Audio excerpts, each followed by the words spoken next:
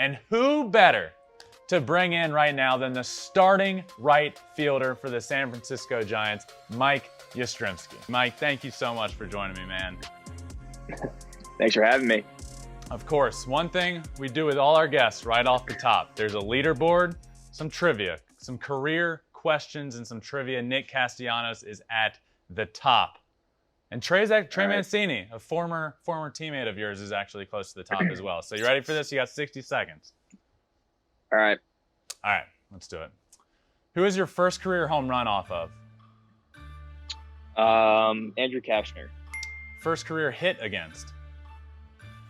I believe it was Luke Weaver. Yep. First career Maybe. Strikeout against? Was it Clark? Yeah. Where'd you bat in Taylor your Clark? MLB? Your first MLB at bat, where'd you bat in the order? 7. What was your jersey number for your debut? 5. Who batted behind you in your MLB debut? Steven Duggar. No. Where was your first away game?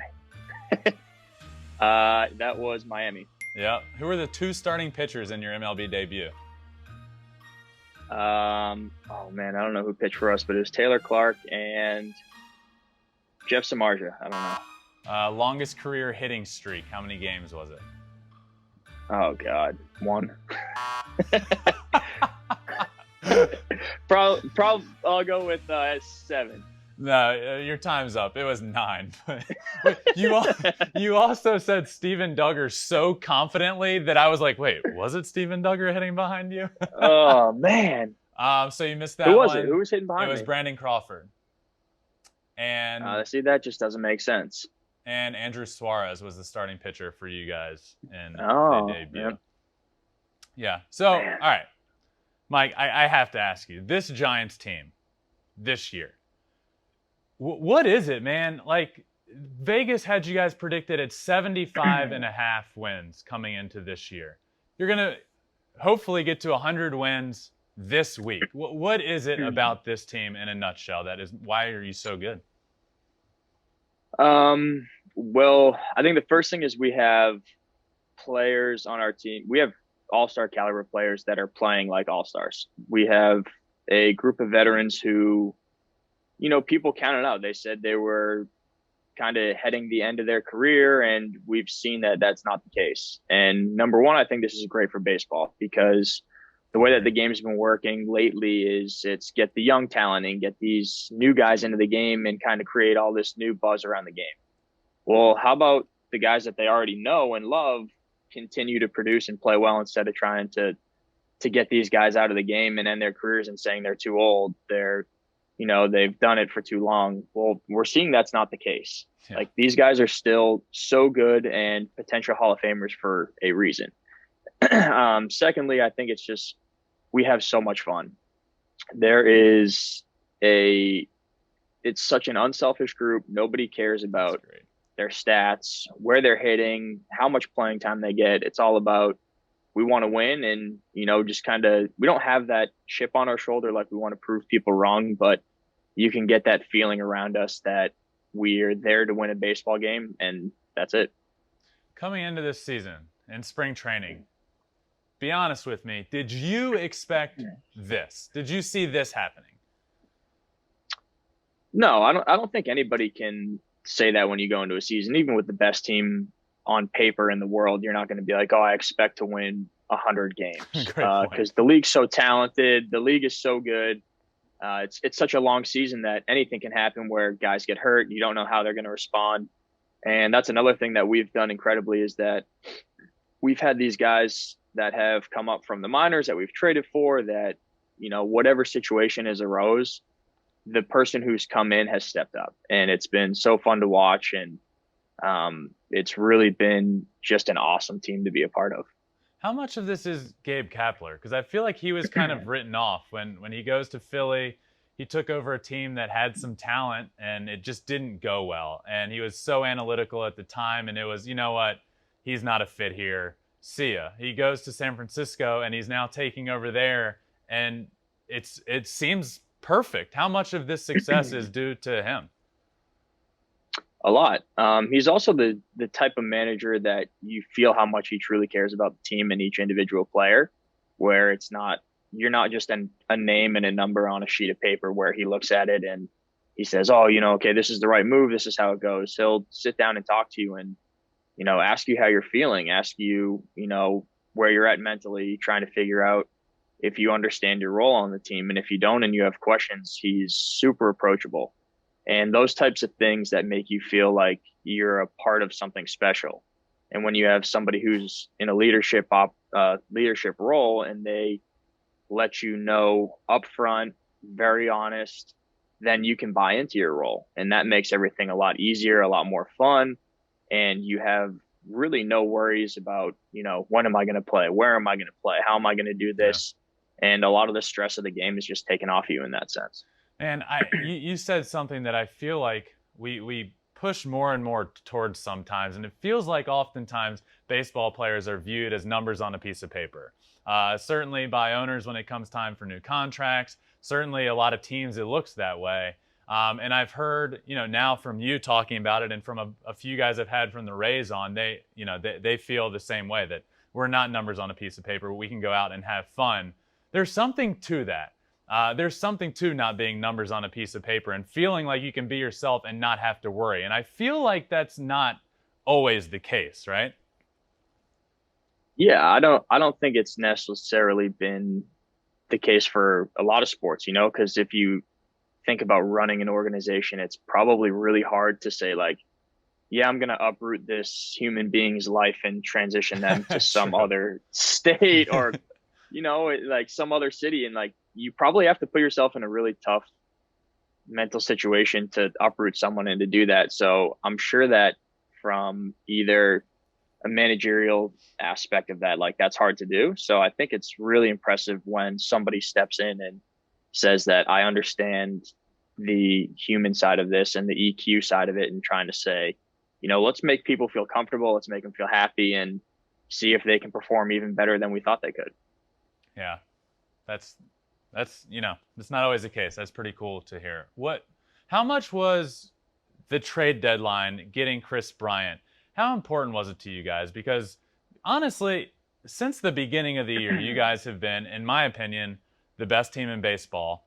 And it just seems like from the outside, Chris Bryant was the perfect fit. How much has that addition at the trade deadline meant for you guys?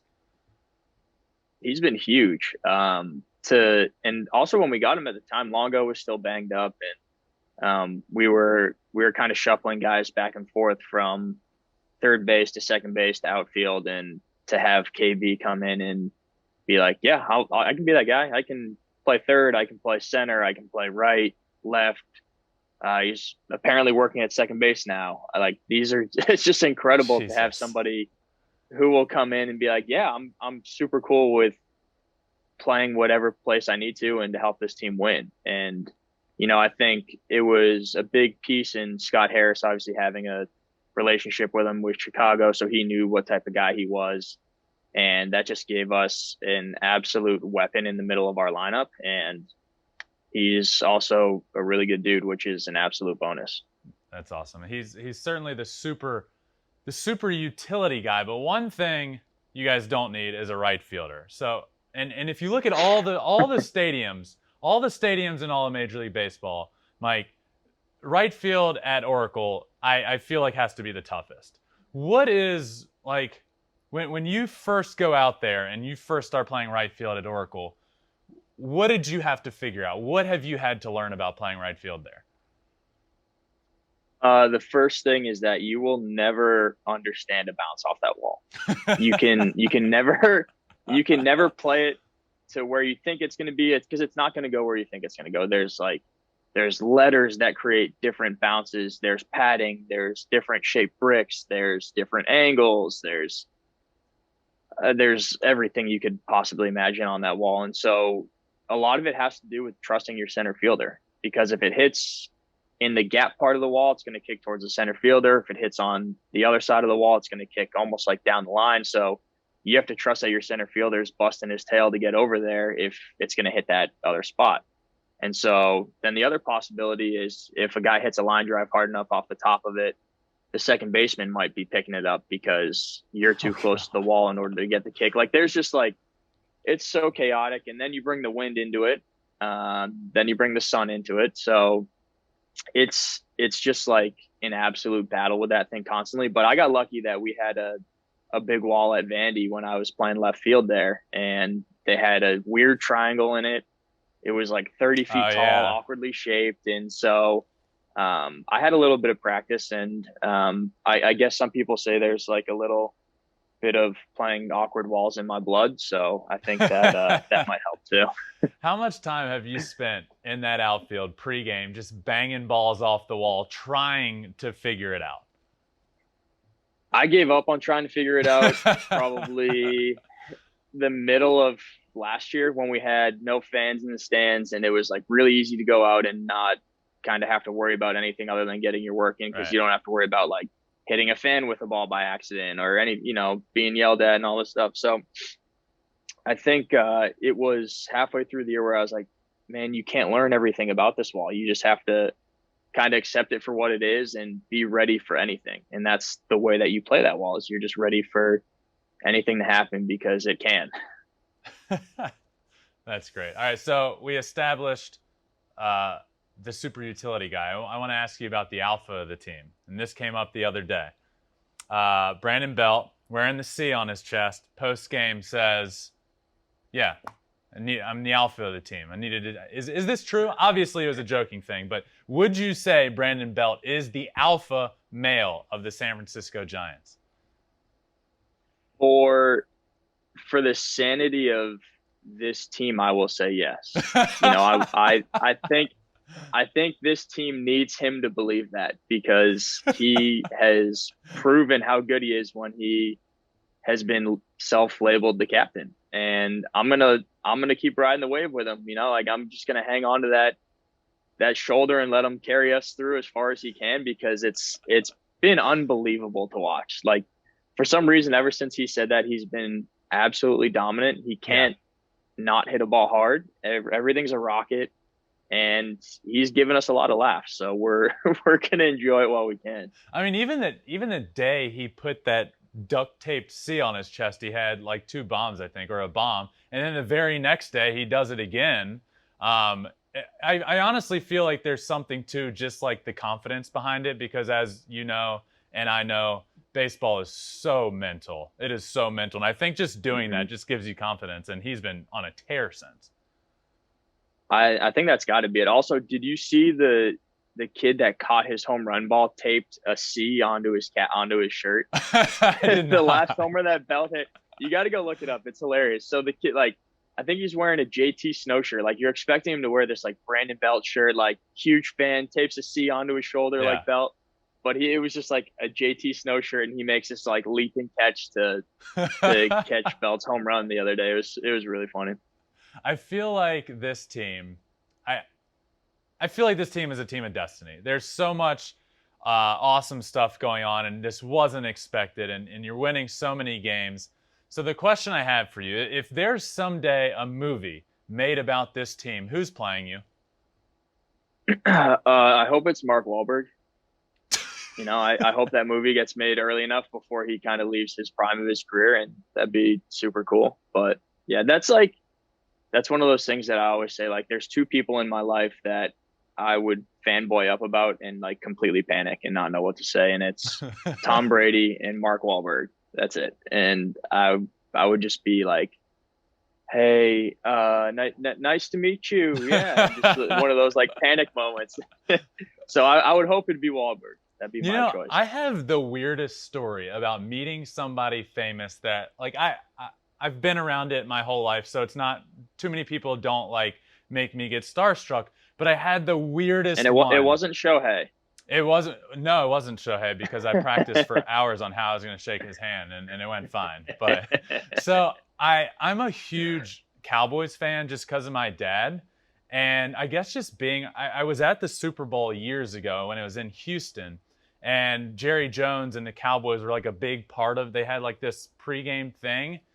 And I got to meet Jerry Jones. Dude, I don't know what happened to me. I'm not like, one, as a Cowboys fan, I don't even, I think the guy's been detrimental over the last however long. But I went up to him and I said, Jerry Jones, it's nice to meet you. I'm a big fan of the Cowboys. Thanks for everything.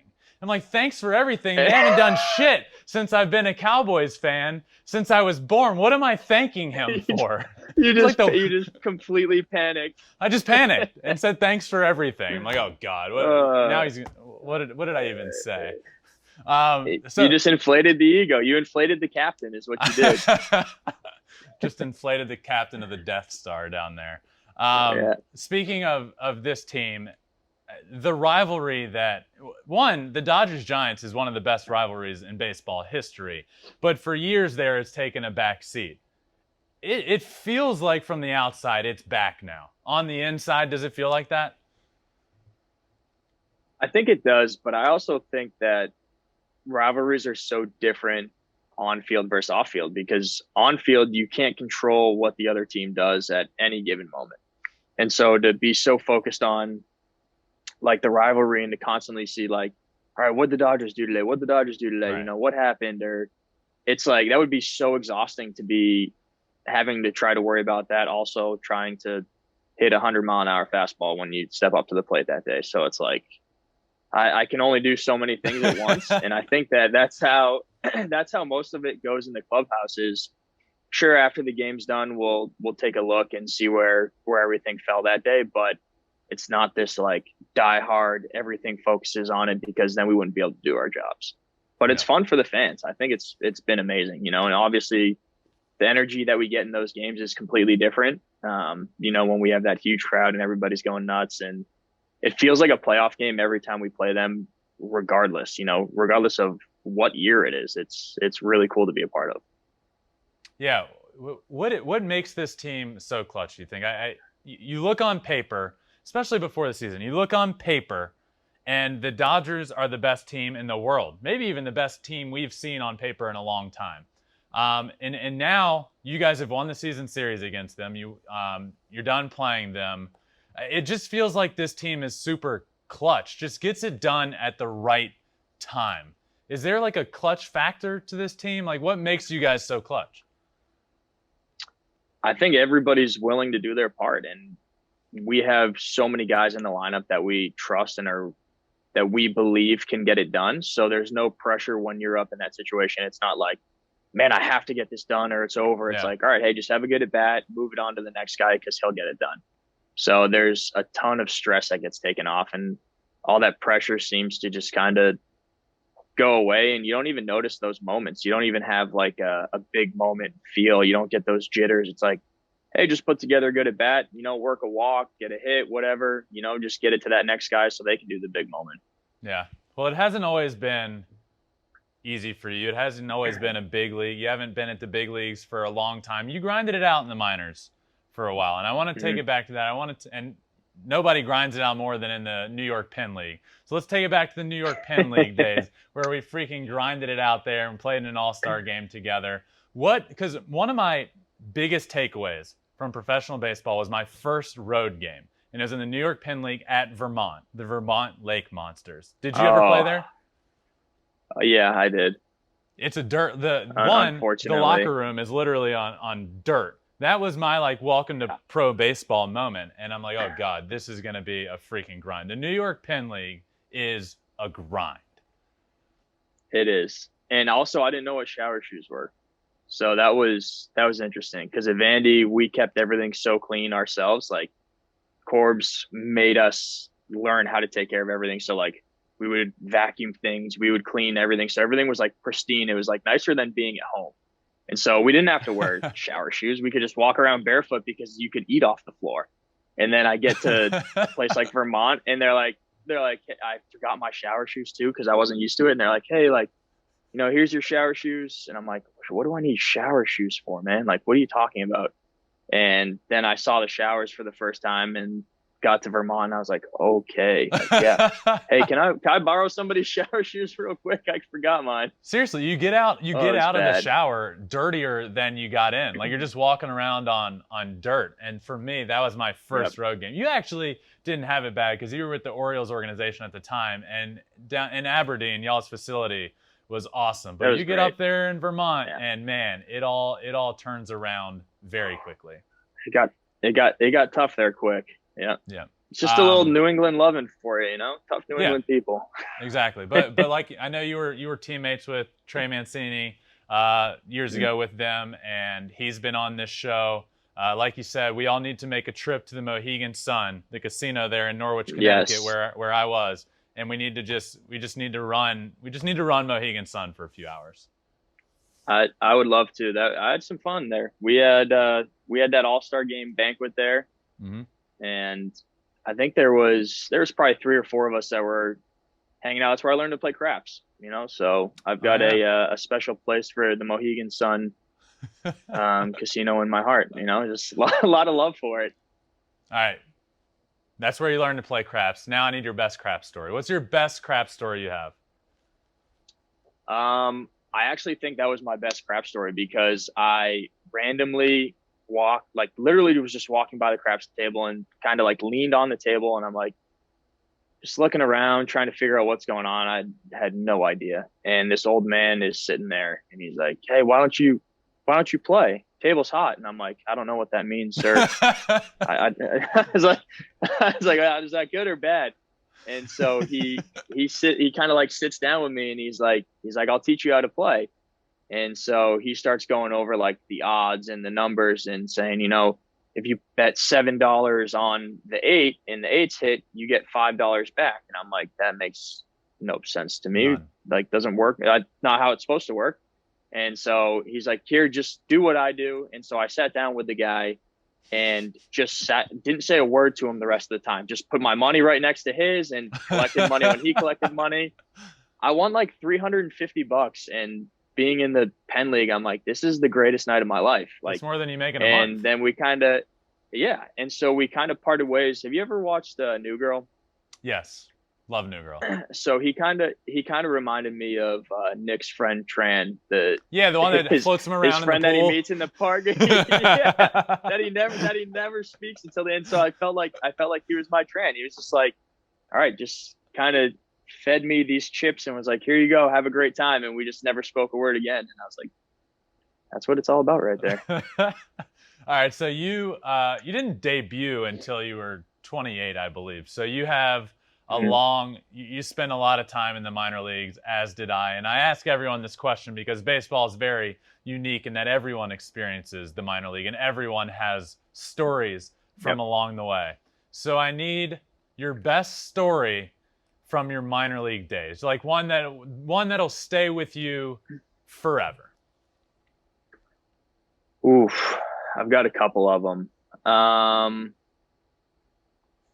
What kind of rating do we want to go here? Do we want to go PG? Do we want to go PG-13? Because I've got a good one. Give me your best one. That's all I'll say. If it's, right. I don't care. Just give it to me. So I'm hurt. I sprained my ankle, and so I was getting treatment before the game, and I was kind of late to go out to the national anthem, and we were in, I think this was low A. This was really, really early in my career. So you're with the Orioles? And I'm running out there, still? and I was with the Orioles. I think we were in Greensboro. Okay. It was in Del Mar, but it was Greensboro. So we're running out, we're trying to rush, and we get halfway out, there's a little tunnel, and we get halfway through the tunnel, and there's tons of fans there, and they're doing the national anthem. So we stop for a second, and then the anthem finishes, and we're in a rush, and this guy, this 50-year-old man is leaning over these children, and I'm like, what is wrong with this guy? And so it's me and one of my best friends, and so the guy's like, yes, can you sign this? And I was like, no, I can't, I have to go, the game's about to start. And he leans over the railing over these 6-year-olds, and he goes, "Just because you're Carl Yastrzemski's grandson doesn't give you the right to be a effing jackass." And I was just like, oh my God. And my buddy almost he fell over laughing so hard. He's like, I couldn't believe somebody just said that. And but people are ruthless in terms of that stuff. But he was just barreling these children. I'm like, man, this is wrong on so many levels, but it was so funny at the time and just took me by so much shock that we couldn't do anything but laugh. That's great. One thing we share is a very, very unique last name that holds a lot of weight in the baseball world. And I know personally for me, there was a lot of pressure that came along with it, a lot of like feeling like I was never doing enough, like I always needed to do more to represent the last name and to live up to some sort of, just not live in a shadow. What is that like for you? Is it similar? What has that pressure been like with you and being the grandson of Carl Yastrzemski? I think it's probably a little different just in the generational gap. I think it was a lot tougher for my dad than it was for me. But in a sense, I never tried to emulate it because it's so ridiculous to be like, yeah, I want to have a 23-year career and be a Hall of Famer and have over 3,000 hits and over 400 home runs. Like, Yeah. I could never look at myself in the mirror and seriously say that. So my goals were usually really simple. It was like, I want to play in the big leagues for a day. And when things were going really tough in the minor leagues, it was a lot easier to lean on that than to lean on like, oh man, I'm not living up to a Hall of Fame career. So I made it really simple for myself by saying like, I know I'm never going to be that good. Like that's something that like one out of every maybe a couple million people will be that good. To Yeah. be in the Hall of Fame is such a, incredible thing. And obviously your brother will be there one day, but I think it was probably a little tougher for you because of how close you were to him in age and in your relationship with him, obviously. So I think those things weigh on us heavier than, for me, where there's this like big generational gap where, the kids that are watching us today probably have no idea who my grandfather is.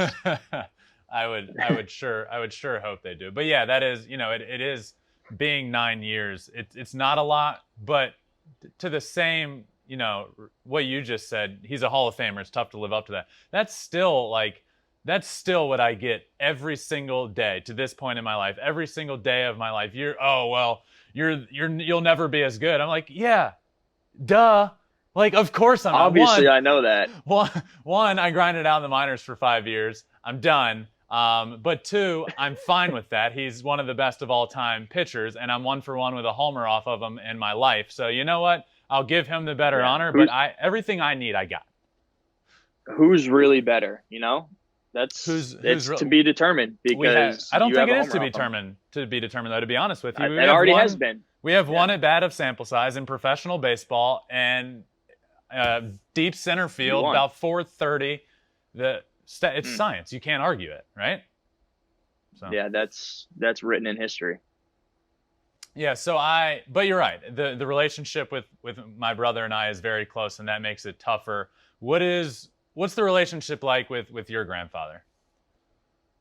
It's good. Actually I've been so lucky that he understands that I have my own career and he's so invested in it, which is so cool. He watches every game and he doesn't call me when I stink. He doesn't call me when I play well. He calls me whenever he wants to talk. And I think that's really, really good for us because it doesn't have to be forced. It doesn't feel like he's telling me what to do. He's kind of said it to me before. He's like, I just want to take a step back and watch you and enjoy it. And I think that's really impressive and hard to do for someone of his stature in the game. Like he could very easily be calling me every day, telling me what I need to do, how to hit, how to play defense, how to do all this stuff, try and talk to my managers because it'd be easy for him to do that, right. But he's never done that once. And to have his knowledge behind me when I really need some help or really need some advice has been great.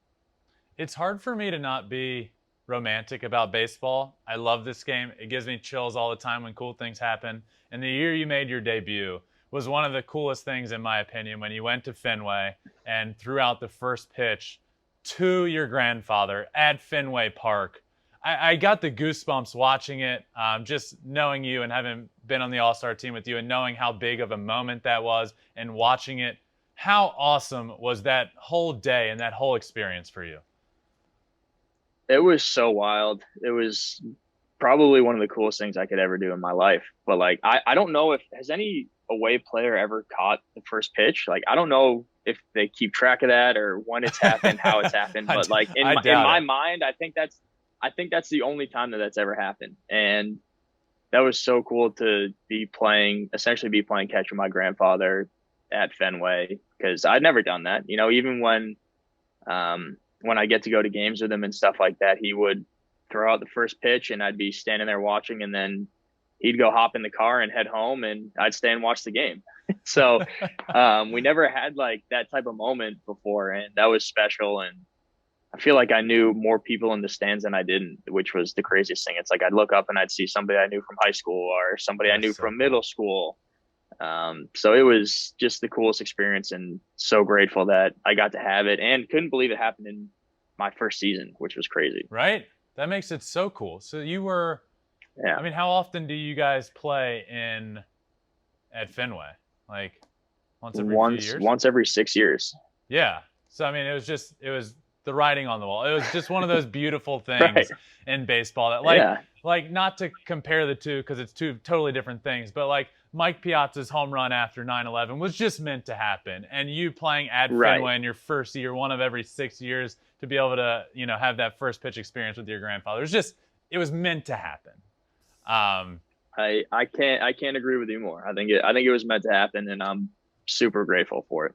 I know you said that you didn't feel, and he's really helped you not feel like a certain amount of pressure with this, but I know it has been a cool thing for you, and I want to talk about this. You've had a good career. Your rookie year last year was arguably an all-star type season. Obviously, there was a lot at play there with COVID that we didn't have an all-star game.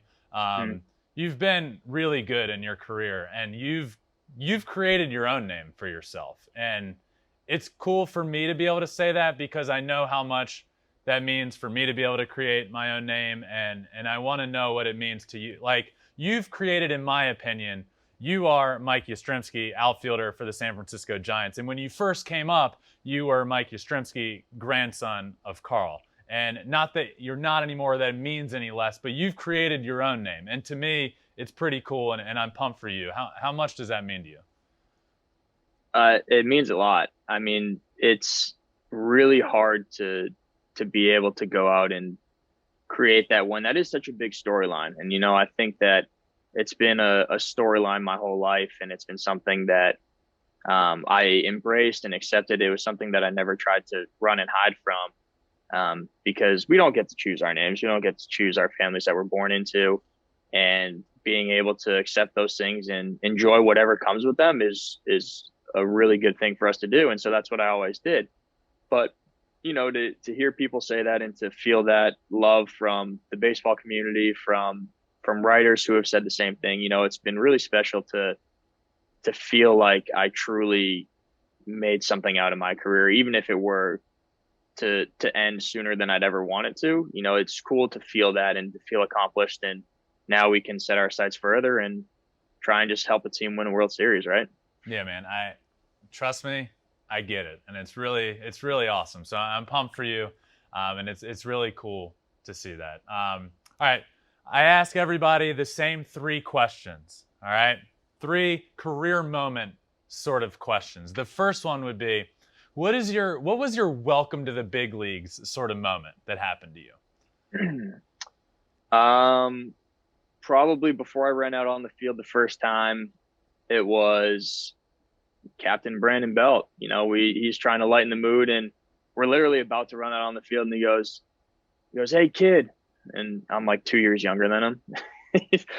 He's like, "Don't screw anything up," and I'm like, "Oh man," like that just sounds like, all right, don't screw anything up. Here we go. That's all I was thinking about, like running out on the field. It's like, all right, this is great. All right. So having the anxiety of that was just like ridiculous. Yeah, rightfully so. But you're also a 28-year-old rookie, but you are a rookie, so it's like, hey, kid, and it's like, dude, we're like the same age. Exactly. Yeah, that's the best part. Next is, what is your favorite best play that you have made to date on a baseball field, offensively or defensively? Man, that's tough, actually. I would say probably my homer at Fenway was just a moment I can't beat. Even though it wasn't really significant in the game or a significant, like, wasn't a walk off, wasn't a diving catch to save the game. It was that homer at Fenway with so much family and friends around, and that was super special. That's awesome. For this last one, I need you to put yourself in the shoes. You're commissioner of Major League Baseball for one day. Yep. What is one rule that you would take out or put in for the betterment of the game of baseball? Now, these rules have been all over the place, from no universal DH to we need dogs in the clubhouse at all times, therapy dogs. So they can be all over the place. So I need a good one from you. What is one rule as commissioner you would take out or put in? Mandatory Thursday off days every day. Every Thursday you got to have an off day. I got to get my golf in. I think that's fair. One day a week. We know when it's coming every time. There's no hesitation. There's no worrying about what's going to, and you can't put a rain game on there. Like you can't take the off day away and right. If it gets rained out Wednesday, doesn't work like that. You can't push it. No, can't take it later into the season. You get that Thursday off. I like that. How's the golf? Can't be Monday because all the clubs are closed on Monday, so it can't be Monday. I'd like to make it Monday, but the golf game's okay. It struggles a little bit during the season, but we'll get right back to it in November, and we'll be all set. All right. So before I let you go, you mentioned before we started a book about Shohei Ohtani. What is this about? Tell me about it. No, I met you, had your Shohei shirt on, and I said you could leave it on so we could bring up that I got him in the book. I happened to hit a homer off him this year, and it was actually one of my memorable moments in the big leagues. That was super cool because he is very easily made himself the face of baseball. It's incredible to watch him, see what he's doing, and to be able to perform such an elite level on both sides. And I hit a homer off him this year, and for some reason I had this joy in me where it was like, damn, I hit a homer off that guy. That's so cool. And just felt great about it. All right, so I got it, and you're going to love this. You hit a home run off of Shohei Ohtani. You mentioned earlier your two people you got to meet, Mark Wahlberg, Tom Brady. Shohei Ohtani, who you just hit a home run off of, was just named Time 100 Most Influential People of the Year with Tom Brady. So there's that connection. Ooh. So now I feel like you're sort of like, I feel like you could be on that list. I feel like, in my opinion, you're one of the Time 100 Most Influential People of 2021 with Shohei and Tom Brady. Just because of that homer. I'm so locked in. I agree with you wholeheartedly. I'm going to ride that out. I'm going to go tell Belt that I'm on the 100 most influential people by Time Magazine, not him. But seriously, talk a little bit about Shohei Ohtani this year. I talk, obviously you've seen a lot about it, how much I talk about it, but I feel like it's warranted, right? It's not hype. Like, that's real. It's so real, and everybody wants his autograph when we go there. Everybody wants to see him or meet him or take a picture or whatever. But I want him to start signing his name in Japanese more. Have you seen his Japanese signature? I have. I have seen it. But I didn't know it is a work of art. It's like beautiful. And it's just one of those things that I need to get it next time I go over there. That was a mistake of mine, but he's just changed the game. I think he's made it so fun. Obviously with him being from Japan, I think he's made it more international, and I think that people are paying attention to the game that haven't because of him. And that's probably a lot to bear as a human being, and you almost feel bad that he may have to feel like he has to live up to that. I hope he doesn't, but it's really cool to see what he's doing and to see the recognition that he's getting for all of his hard work. You need that autograph in Japanese. You need to. That would be that is story, but that's going to be really cool someday. And you got it. Do you have your home run ball off him? You got to get that back too. I don't. I know that'd be cool, but it's not one of those things that I like. I don't want it on a bat or a ball. I want it on a white linen sheet where I could just hang it up on my wall, because it's that beautiful. And I'm just going to give you one more thing to love Shohei about. That his autograph is a piece of art. I just got this recently when I went to an Angels game, and they gave me a Shohei Ohtani blanket, something they gave away a while ago. So you know what? I could give that to you, and you could get his autograph on a big, gigantic blanket. And you could hang that up someday. Hang a big Shohei blanket on my wall. Perfect. Dude, thank you so much for joining me. I really appreciate it. We got me, you, Trey, and some of the Vandy guys that I played with the Tigers. We got to get back together and like do a Mohegan Sun trip. We really got to make that happen. I'm in. Let's do it. All right, man. Thank you so much. I really appreciate it. Congrats on the success y'all are having this year. Go win a World Series, and thanks for coming on. Come back on whenever you want, dude. Thanks for having me, man. Appreciate it. All right, see ya. Thanks for watching. If you love flipping bats, swinging 3-0, or just talking ball, join us. Call us at 213-537-9339 with your questions. We have a weekly guest, and we have a lot of fun, so hit that subscribe button.